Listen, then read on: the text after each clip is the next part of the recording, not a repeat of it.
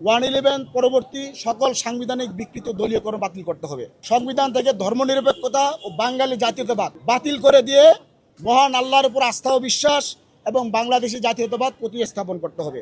আর হচ্ছে আপনার জুলাই সনদের যে অংশগুলোর উপরে বিএনপি জামাত সহ সকল রাজনৈতিক দল ঐক্যমত ছিল সেগুলো বাস্তবায়ন করতে হবে। আর চূড়ান্ত সাংবিধানিক সমাধানের জন্য ৭২-এর গণবিরোধী বর্তমান সংবিধান বাতিল করে গণপরিষদ নির্বাচনের মাধ্যমে একটা নতুন সংবিধান প্রণয়ন করার উদ্যোগ নিতে হবে। ২ নম্বর আমি বলবো যে এই যে পিলখানা শাপলা জুলাই গণহত্যা ও গুম খুনের বিচার করতে হবে। জুলাই গণহত্যার দায়ে মৃত্যুদণ্ডপ্রাপ্ত সাবেক প্রধানমন্ত্রী ফেসিবাদী শেখ হাসিনাকে ও তার সহযোগীদের এবং শহীদ উসমান হাদির খুনিদের বাংলাদেশে ফেরত আনতে হবে। আর ভবিষ্যতে যাতে কেউ ফেসিস্ট না উঠতে পারে সেই জন্য ফেসিবাদ বিরোধী আইন করতে হবে। শিক্ষাঙ্গনে শিক্ষার পরিবেশ রক্ষায় সন্ত্রাস বিরোধী আইন করতে হবে। সর্বশেষ তারপর আমি বলবো যে গুম খুন বিচার বহির্ভূত হত্যাকাণ্ডের বিরুদ্ধে বাতিল হওয়া যে অধ্যাদেশ রয়েছে সেই অধ্যাদেশটাকে আরও সংস্কার করে কঠোর আইন হিসাবে সংসদে পাশ করতে হবে। পুলিশ সেনাবাহিনী বিচার বিভাগ ও জনপ্রশাসনের সংস্কারে বিপ্লবের সময়ের উপযোগী নতুন আইন প্রণয়ন করতে হবে। তৃতীয় অর্থনৈতিক সমাধান হিসেবে বলবো অর্থনৈতিক মন্দা মোকাবেলায় তৎপরতা শুরু করতে হবে। ব্যাংক লুটেরাদের বিচার এস আলম সহকারে ব্যাংক লুটেরাদের বিচার করতে হবে।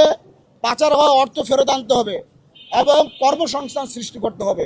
আর যারা এই দেশের বিদেশে অবৈধভাবে পাচার হওয়া এই যে সম্পদ আইনি পদ্ধতিতে আনার ব্যবস্থা নেওয়ার পাশাপাশি আমরা সর্বশেষ বলবো তরুণদের জন্য বিনা সুদে লোন এবং স্টার্ট আপ সহায়তা চালু করতে হবে। অর্থাৎ কোনো তরুণ যদি স্টার্ট আপ দেয় নতুন ব্যবসা দেয় তাকে সরকারিভাবে অফিস দিতে হবে, মূলধন দিতে হবে এবং হচ্ছে আপনার যেই ধরনের লাইসেন্স প্রয়োজন আছে সেই সব লাইসেন্স বিনামূল্যে প্রদান করতে হবে। সর্বশেষ আমি যে বিষয়টি বলবো বাংলাদেশের মূল সংকট হচ্ছে ভারতের সাথে অসম সম্পর্ক, ভারতের সাথে স্বামী স্ত্রীর সম্পর্ক, ভারতের সাথে পরকীয়ার সম্পর্ক। সেই সম্পর্কের ক্ষেত্রে আমাদের বক্তব্য হচ্ছে ভারতের সঙ্গে বাংলাদেশের জাতীয় স্বার্থের পরিপন্থী সকল অসম দ্বিপক্ষীয় চুক্তিগুলো বাতিল করতে হবে। সীমান্তে বাংলাদেশের নাগরিকদের হত্যা বন্ধ করতে হবে এবং অভ্যন্তরীণ বিষয়ে ভারতের হস্তক্ষেপ বন্ধ করতে হবে।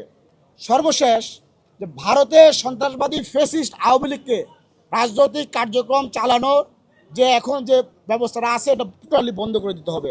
যাই হোক বন্ধুগণ, সর্বশেষ এই সরকার ফেলে দেওয়ার যারা হুমকি দিচ্ছেন তাদের স্পষ্টভাবে বলছি জুলাইয়ের রক্ত এখনো শুকায়নি। এই দেশের মানুষ একটি ফ্যাসিস্ট শাসনের অবসান ঘটিয়েছেন। আরেক দফা কৃত্রিম বিশৃঙ্খলার হাতে ক্ষমতা তুলে দেওয়ার জন্য নয়।